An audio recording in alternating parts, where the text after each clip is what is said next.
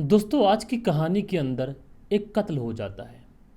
लेकिन दोस्तों, जब इस कत्ल के पीछे की वजह लोगों को पता चलती है और लोग उस वजह को जानते हैं, तो बात सिर्फ एक कत्ल तक महदूद नहीं रहती है, बल्कि रिश्तों का कुछ इस तरीके से टूटना, रिश्तों का कुछ इस तरीके से कत्ल होना कि जब इंसान इस पूरी सच्चाई को सुनता है तो शर्म और हैरत की वजह से वो अपने माथे को पकड़ लेता है। मामला उत्तर प्रदेश के आगरा से है। दरअसल इसी आगरा के अंदर एक थाना लगता है, इटौरा थाना, और इसी इटौरा थाना क्षेत्र के अंतर्गत एक होटल है। दरअसल दोस्तों, आगरा के इटौरा चौराहे के पास में जो होटल है ताजगंज, ताजपंथ सॉरी, इसी ताजपंथ होटल में तीसरी मंजिल पर एक कमरा है, कमरा नंबर 204। और अचानक से इसी 204 कमरे से चीखने चिल्लाने की आवाज़ें आने लगती है। बात कर रहा हूँ मैं 17 अप्रैल साल 2026 की। अब जैसे ही इस होटल के कमरे से चीखने चिल्लाने की आवाज़ें आती हैं कि मैंने उसको मार दिया, मैंने उसको मार दिया। अब होटल का एक स्टाफ जो होता है दौड़कर भागकर उस कमरे में पहुंचता है, लेकिन कमरे के अंदर का जो दृश्य था उसे देखने के बाद में वो होटल का स्टाफ दबे पांव वापस भागता है। लेकिन इस बार उसके चेहरे की भी हवाइयाँ उड़ी हुई थी। दरअसल कमरे के अंदर उसने जो कुछ देखा था वो इतना ज़्यादा भयावह था, जिसकी वजह से वो एक पल भी ज़ाया ना करते हुए सीधा पुलिस थाने में कॉल कर देता है। पुलिस की टीम तुरंत मौके वारदात वाली जगह पर पहुंचती है और होटल के स्टाफ के साथ में कमरा नंबर 204 में पहुंचते हैं। और जैसे ही कमरा नंबर 204 में पहुंचते हैं तो वहां का जो दृश्य था हर किसी को हैरान कर देता है। दरअसल इस कमरे के अंदर एक डेड बॉडी पड़ी हुई है और उसी डेड बॉडी की बगल में एक महिला बैठी हुई है और वो महिला कह रही है कि हाँ, मैंने उसको मार दिया। लिहाजा पुलिस वाले सबसे पहले तो उस डेड बॉडी को अपनी कस्टडी में लेते हैं, कमरे की बहुत ही बारीकी से छानबीन करते हैं और उसके बाद में उस डेड बॉडी को पोस्टमार्टम के लिए भेज देते हैं। डेड बॉडी पोस्टमार्टम के लिए भेजी जा चुकी थी।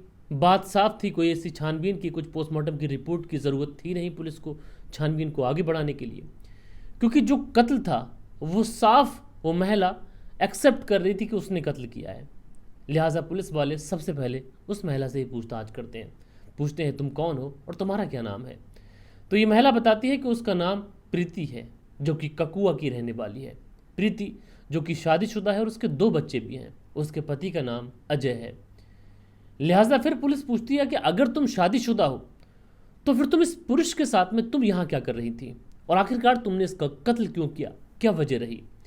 तो उसके बाद में ये प्रीति बताती है कि इस व्यक्ति का नाम बिल्लो है, जो कि रिश्ते में उसका मामा लगता है। अब जैसे ही ये बात प्रीति बताती है कि रिश्ते में उसका मामा लगता है, तो फिर पुलिस वाले अब इस प्रीति से कत्ल के पीछे की वजह पूछते हैं कि आखिरकार तुमने अपने मामा को कत्ल क्यों किया। तो ये जो प्रीति है पहले तो बहुत ज़्यादा रोने लगती है और रोने के बाद में जो कहानी सुनाती है उस कहानी को हर एक व्यक्ति को ज़रूर से ज़रूर सुनना चाहिए। दरअसल दोस्तों, ये जो प्रीति है ये बताती है कि जो मेरा मामा बिल्लू है और उसका बड़ा भाई ये हमारे घर में ही रहा करते थे। दरअसल बचपन में ही ये लोग अनाथ हो गए थे, तो मेरे माता पिता ने इन्हें सहारा दिया था और ये मेरे घर पे आके रहने लगे थे। लेकिन जैसे ही मामा थोड़े बड़े होते हैं, इधर मैं भी बड़ी हो रही थी, मेरे और मामा के बीच में रिश्ते बन जाते हैं। अब जब इन दोनों के बीच में रिश्ते बनते हैं, आए दिन मिलना मिलाना, अब चूंकि ये सब की सब चीज़ें जो थी वो एक घर के ही अंदर थी, तो किसी को कानो कान इस बारे में खबर नहीं हुई। उधर जो बिल्लो था जब ये जवान हो जाता है तो दिल्ली में काम करने के लिए चला जाता है। इधर जो प्रीति थी इसकी शादी कर दी जाती है अजय नाम के लड़के के साथ में। अब प्रीति अजय के साथ अपनी ज़िंदगी बिताना शुरू कर देती है। लेकिन प्रीति के पास्ट में जो कुछ भी उसके मामा के साथ में उसके रिश्ते थे वो इन रिश्तों को भुलाना चाहती थी। वो अपने अतीत को बिल्कुल भी अपनी ज़िंदगी में शामिल नहीं करना चाहती थी, इसीलिए वो बिल्लो से बात करना बंद कर देती है। लेकिन जब प्रीति बिल्लो से बात करना बंद कर देती है, अब बिल्लो परेशान रहने लगता है, क्योंकि वो मन ही मन में प्रीति से बेइंतहा मोहब्बत किया करता था। ना कि मोहब्बत किया करता था बल्कि उसे अवैध संबंधों की सनक भी चढ़ी हुई थी, क्योंकि अगर कोई सही भला इंसान होता तो वो सोचता कि वैसे भी वो रिश्ते में उसका मामा है और उसके माता पिता ने ही उसको पाल पोस के बड़ा किया है, तो अगर उसकी शादी हो चुकी है और वो इन चीज़ों को भूलना चाहती है तो बिल्लू बढ़ चढ़ कर इसमें हिस्सा ले सकता था। वो चाहता तो तो प्रीति को भुला सकता था, अपनी ज़िंदगी में आगे बढ़ सकता था। लेकिन यहाँ पर बिल्लो ऐसा नहीं करता है, बल्कि अब वो प्रीति को ब्लैकमेल करना शुरू करता है। वो प्रीति से कहता है कि मेरे पास तुम्हारी कुछ फ़ोटोज़ है और अगर तुम चाहती हो कि तुम्हारी शादीशुदा ज़िंदगी बेहतर गुजरे तो तुम मुझसे वैसे ही मिलो जैसे शादी से पहले मिला करती थी। अब प्रीति बेचारी समझ नहीं पाती है कि उसकी ज़िंदगी आखिरकार किस तरफ जाएगी। कभी कभार उससे मिल भी लेती, लेकिन मन ही मन में प्रीति ये सोचती रहती कि ऐसा कब तक चलेगा।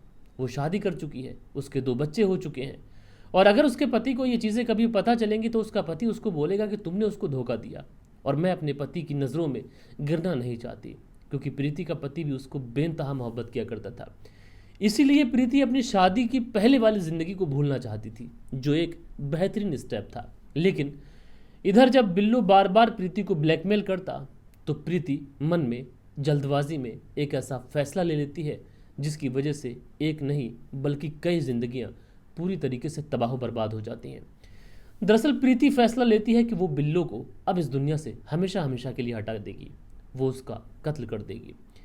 लिहाजा उसके बाद में जब बिल्लो उससे मिलने का फैसला करता है, प्रीति भी कहती है कि चलो ठीक है। उसके बाद में आगरा के इटौरा चौराहे पर जो होटल ताजपंथ है, उसी ताजपंथ होटल में बिल्लो इस प्रीति को मिलने के लिए बुलाता है। बिल्लो अपने नाम से तीसरी मंजिल पर कमरा नंबर 204 बुक कर लेता है। उसके बाद में ये दोनों उस कमरे के अंदर पहुंचते हैं। कहा जाता है कि पहले प्रीति ने बिल्लो को बहुत ज़्यादा शराब पिलाई और वो जानबूझकर बिल्लो को शराब पिलाना चाहती थी ताकि वो थोड़ा सा असहज हो जाए, थोड़ा सा बेसुध हो जाए।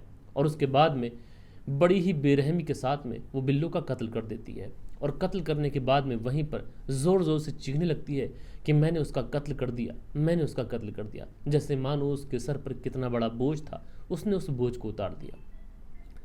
बहरहाल दोस्तों, पुलिस ने प्रीति को अरेस्ट तो किया है, लेकिन यहाँ पर ज़रा सोचिए कि बिल्लो जो अपनी हरकतों की वजह से आज इस दुनिया में नहीं है, दूसरी तरफ प्रीति ने जल्दबाजी में एक ऐसा फैसला लिया जिसकी वजह से ना कि उसकी बल्कि उसके दोनों बच्चों की और उसके पति की ज़िंदगी बर्बाद होकर रह गई। अगर प्रीति चाहती तो यहाँ पर परिवार वालों का सहारा ले सकती थी, अगर प्रीति चाहती तो पुलिस का भी सहारा ले सकती थी, लेकिन प्रीति ने जल्दबाजी में एक गलत फैसला ले लिया जिसकी सज़ा वो और शायद उसके बच्चे और उसके पति को भी मिली। बहरहाल दोस्तों, आप लोग इस पूरी स्टोरी को किस तरीके से देखते हैं कमेंट्स करके ज़रूर से ज़रूर बताइएगा। मैं मिलता हूँ आप लोगों से कल के दिन किसी और स्टोरी के साथ में। जब तक के लिए अपना ख्याल रखें, देश का ख्याल रखें, परिवार के रिश्तों की अहमियत को समझें। जय हिंद, जय भारत।